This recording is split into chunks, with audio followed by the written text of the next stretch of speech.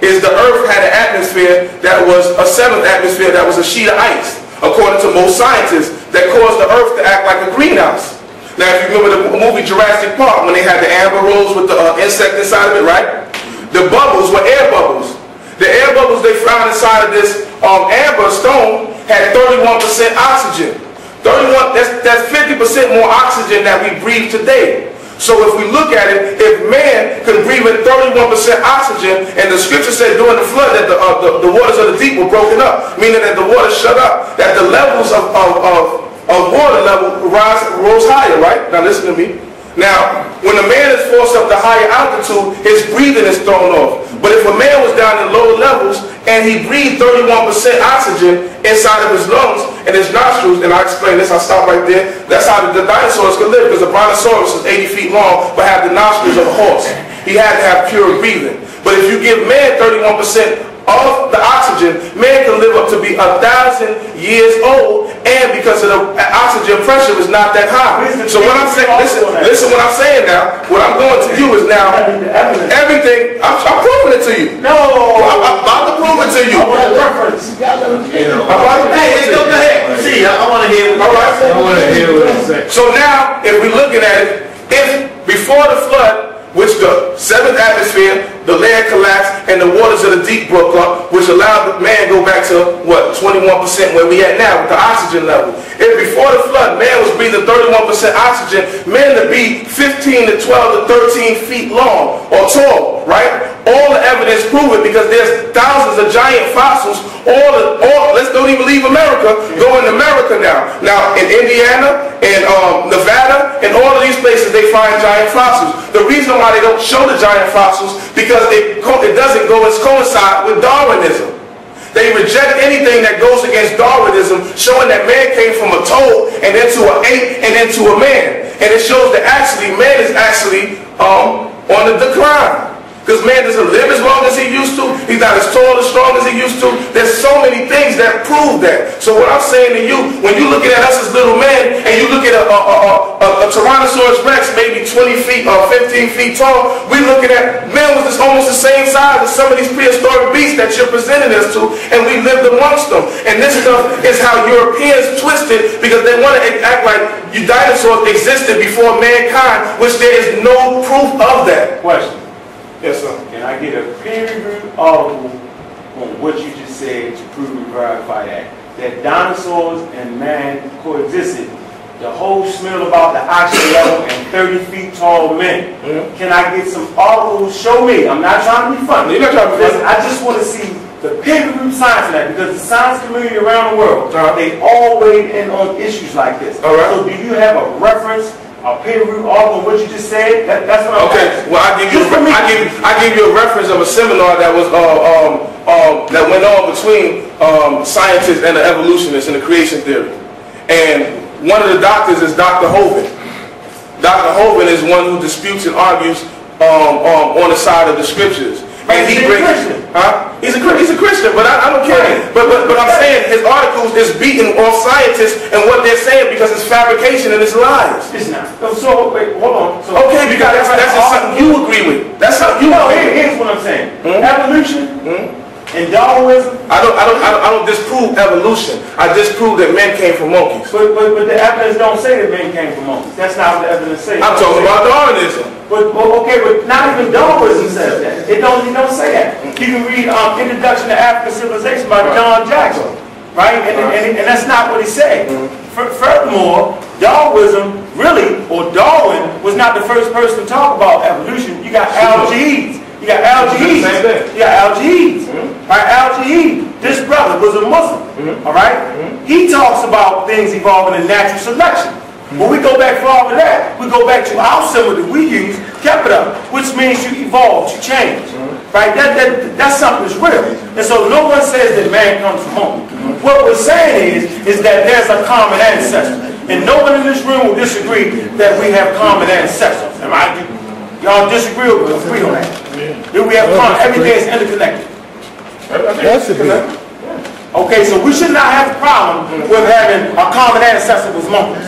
So that shouldn't be a problem. I'm showing you why the rejection is given to the Smithsonian. The Smithsonian rejects science of all kinds. Perfect example. The Smithsonian rejects hieroglyphs found in America. They reject this Hebrew also found in America in 1500 BC. There's so much hieroglyphs and so much Hebrew written over here that you even find the ancient stone, the Ten Commandments over here. But the Smithsonian rejects it because their manifest destiny would be shot down if they proved that the people that they said was uncivilized was civilized.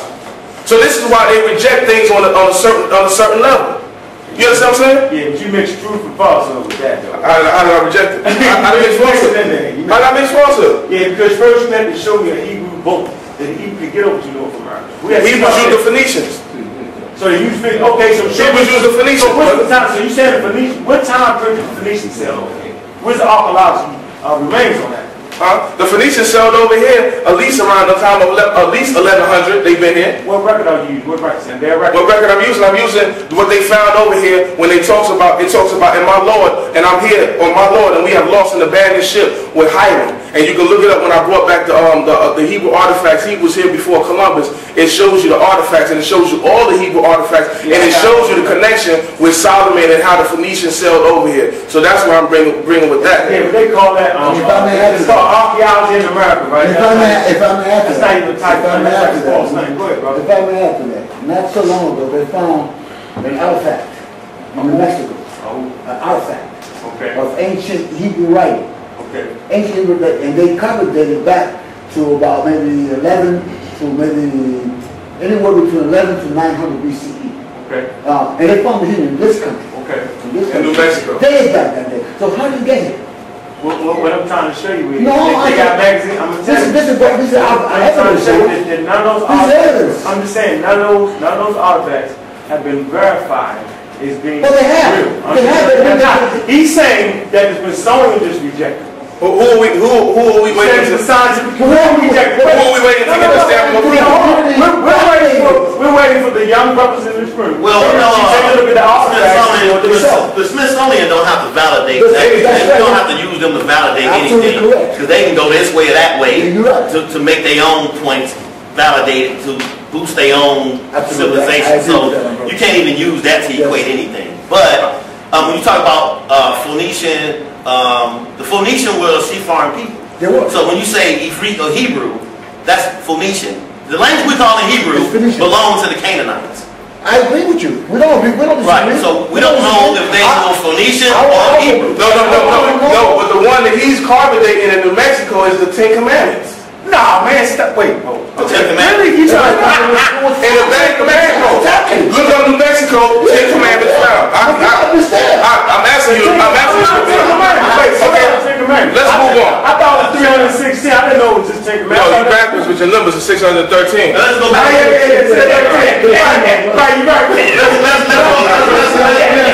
Let's change course a little bit. Let me get a chance to address.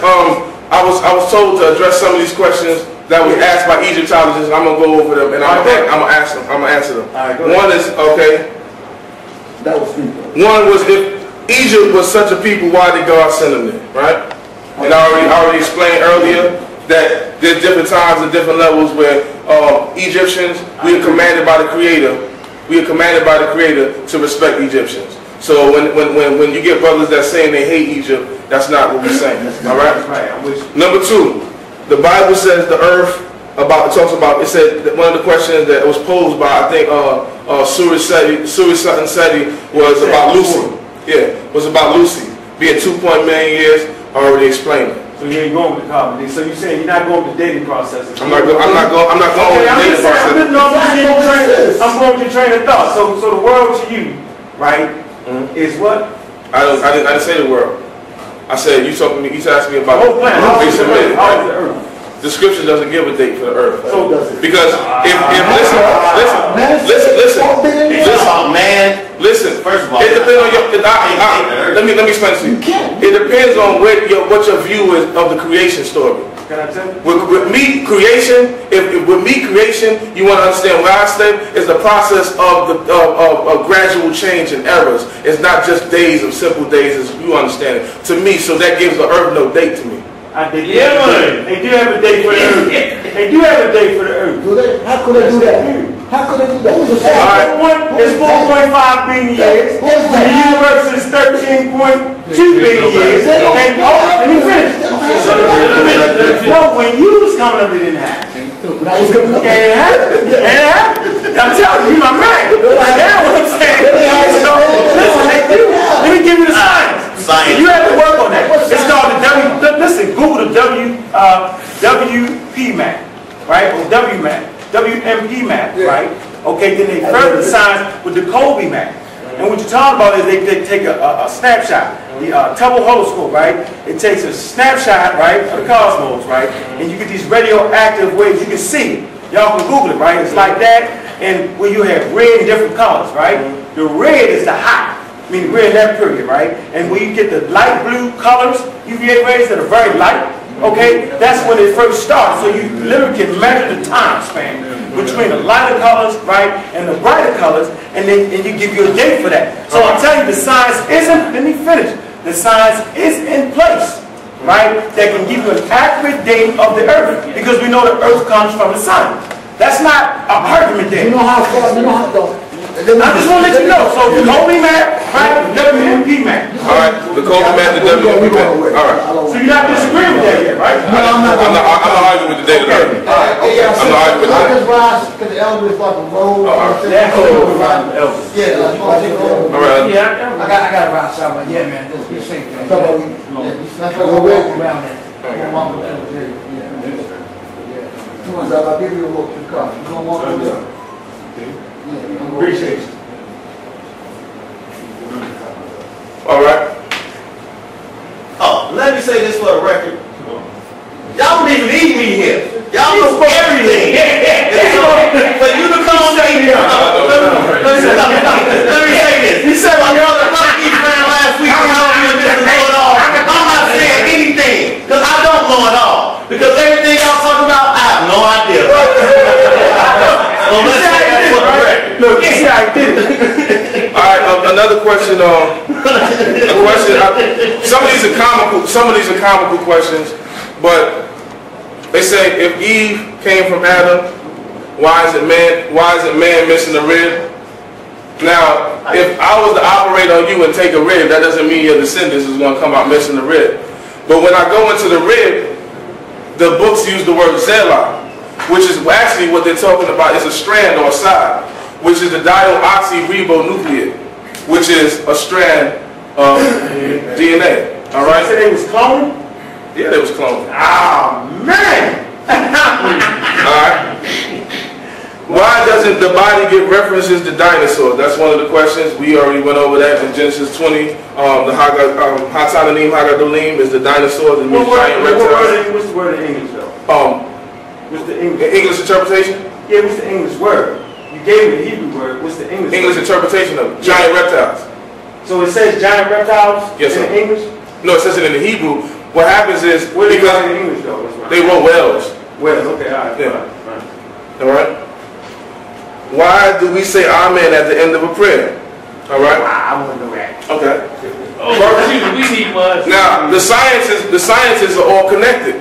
Now I'll show you the science is connected. If you go into meditation, one of the sounds that created the earth is Om. Om. In Egypt they took it and it's Amen, right? From a different word. And so in the Hebrew is Amen. It derives from all the same word which created and bonded the earth, which is the sound that bonded the earth. So when we say Amen at the end of the prayer, we're saying that our word is connected with the heaven and the earth. And that's where we say Amen. But Amen is the Egyptian word, correct? Brother, I just touched it. What I'm saying is, is the word of, it's supposed to be the word of universal creation.